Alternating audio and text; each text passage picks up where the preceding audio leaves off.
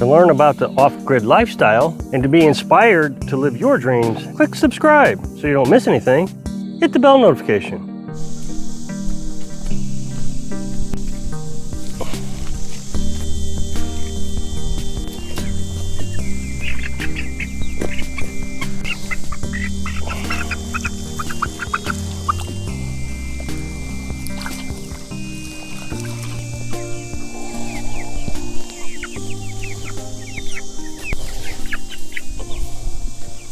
So what I'm doing here is two things actually.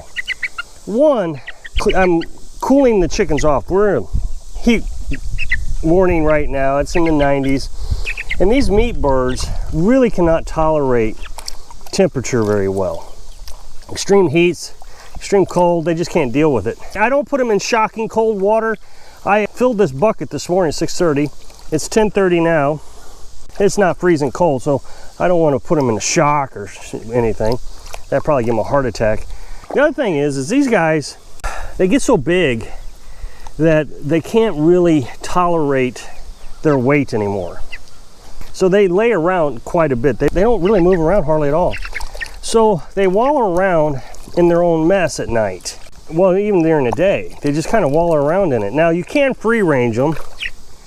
That would help out a little bit, but they still make a mess. So I want to give them a bath. Thing about these meat birds, I read this yesterday on a blog.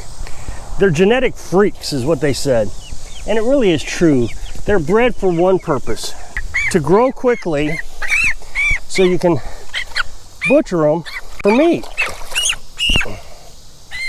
Now, so they're not very healthy birds. I guess there's a lot of people who think it's abuse that these chickens even exist, and that might be true. I try to give them the best life I possibly can. They're gonna live about a year if I don't butcher them at 8 weeks. So 8 weeks to 12 weeks, you need to butcher them, because after that, they're just not gonna be very healthy. They're gonna struggle walking. They eat nonstop. They're just huge pigs. And that's just because that's the way they were bred. So I do my very best to take care of them as much as possible. You got to realize these farmers, they'll throw them into a confinement and they'll have dozens of them die, and you know, it's just the way it is. I try to make sure each one is happy. Right now I got one that has a bad leg, so they're already getting old. His leg just doesn't want to work. He's not moving around very much. So I make sure I put the food and water next to him so he can lay there. Here he is right here. He's got the bad leg, and he uses his wing to try to get around a little bit. But as long as I put the food and water by him, he seems to be okay. He does move around some, but see, right there. So I've got him identified. He's close to the water. That way, he'll have a decent existence.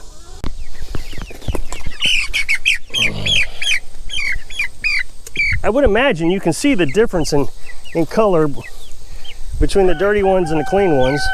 Now, I only clean 4 chickens per bucket of water because it gets pretty nasty. I figured just transferring dirt from one chicken to another after that. So I filled up 3 buckets this morning, so that'd be 12 chickens I can do today, 12 tomorrow, and that'll be almost all the chickens. Then we'll have 2 left to do, which I could probably just easily put in another little bucket somewhere.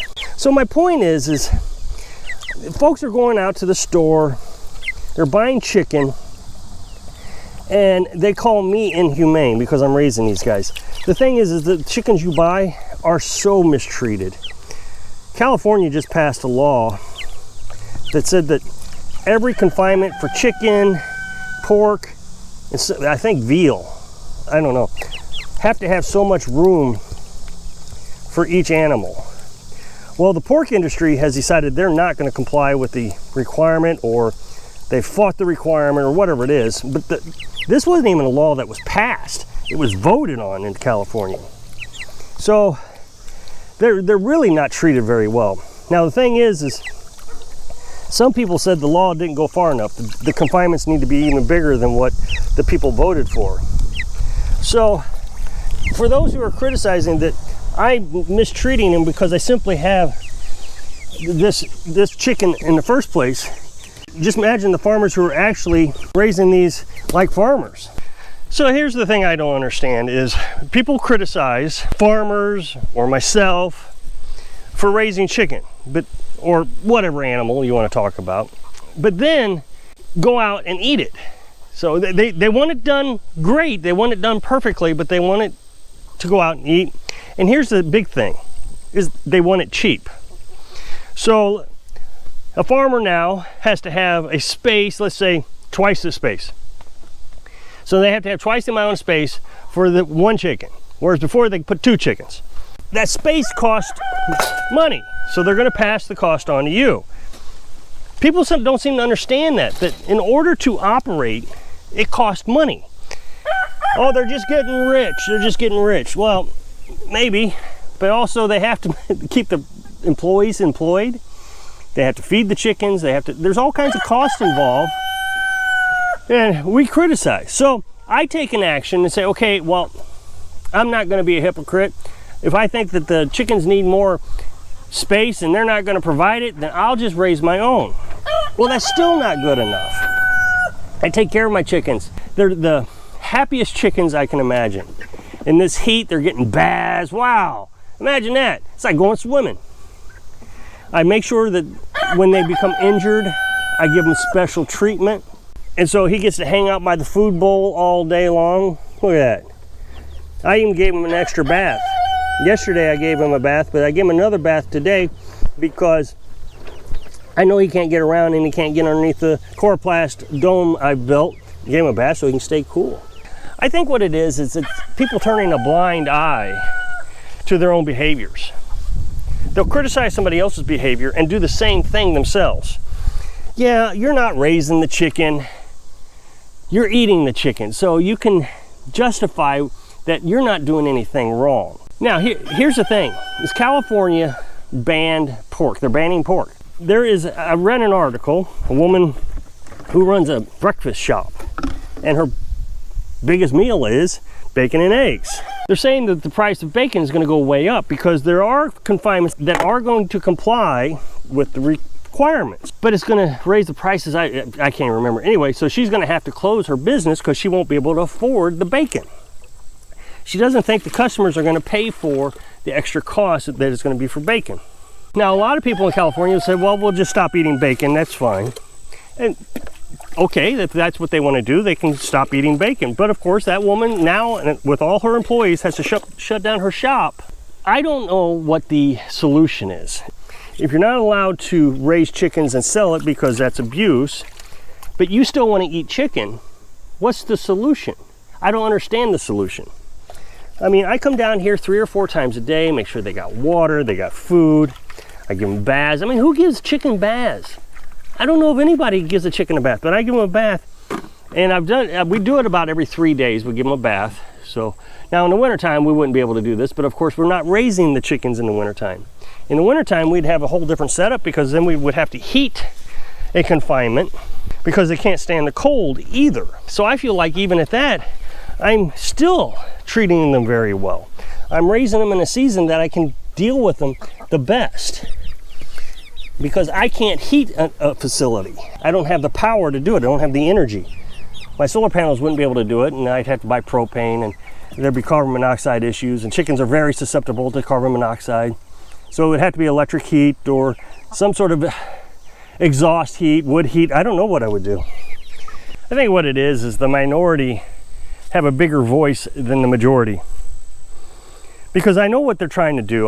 What they're trying to do is make everybody a vegan or to eat bugs. I mean, there's been articles on this that I've read that there are people, entrepreneurs out there, trying to get us to farm and eat bugs. Well, I don't know about that. To me, it seems like they're saying, okay, you need to be a vegan. Well, around here, I can't think of one vegan restaurant anywhere. I mean, what are you going to rather eat? Vegan burgers at John's Vegan Buffet? I don't know. Or KFC. I mean, KFC is like amazing. Oh, wow. So we got the majority of the restaurants serving us our favorite meat products, And you don't see any vegan products. So, okay, so that means we're just gonna make a law. We're just gonna shut down the majority and tell them they have to eat vegan because we're enlightened, we're special. We know better than the majority. How are you more enlightened? Here's what I think. I think each person has to have their own dietary requirements. I think Carolyn could be a vegan and be okay with it. I mean, she does eat meat. I'll eat a few cucumbers and it will upset my stomach after a while. I have to have moderation in the amount of vegetables I eat because it just kind of goes through me. I don't want to be disgusting, but that's just the way it is. But I can eat meat all day long, 3 or 4 or 5 times a day. I'm a meat eater. I have theories about why I'm a meat eater, and Carolyn can eat cucumbers for lunch. I have theories about it, and I think they're pretty solid theories. But the enlightened tells us, no, you're gonna have to eat bugs if you want to eat meat. Otherwise, you're just being cruel to animals. I treat those chickens just as well as you can treat a chicken without it becoming a pet.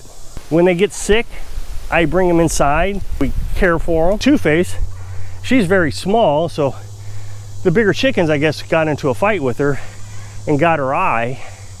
We took her up there, and for a week we took care of her, cleaning her eye a few times a day and making sure she wasn't getting dirt in it. That's why we brought her in. I hope I can inspire you to fight the resistance so you can live your dream. Thanks for watching.